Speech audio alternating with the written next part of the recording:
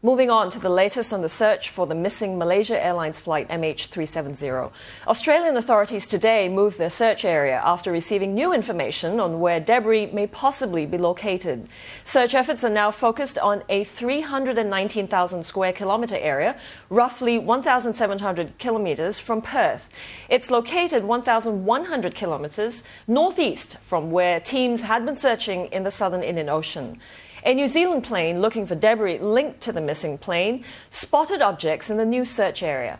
The latest lead is based on continuing analysis of radar data between the South China Sea and the Strait of Malacca before radar contact was lost with the flight.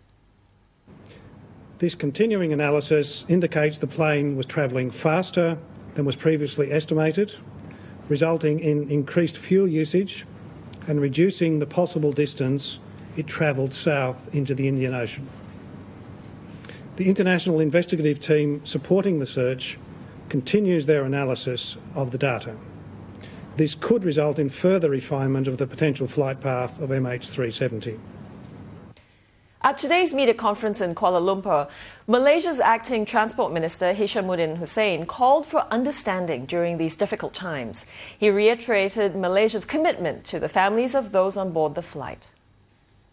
The emotions in dealing with the families is very complex. You cannot just look at it in just one particular aspect and expect everybody to just calm down. These are loved ones.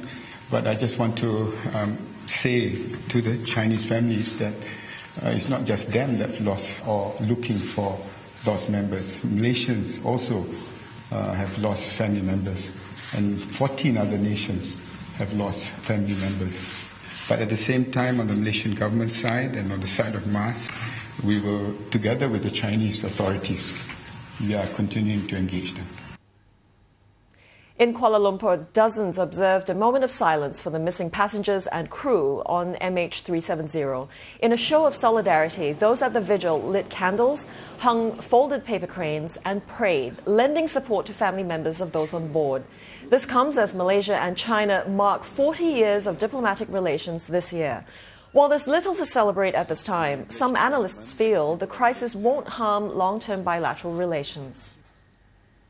Malaysia was the first country in Southeast Asia to recognize China.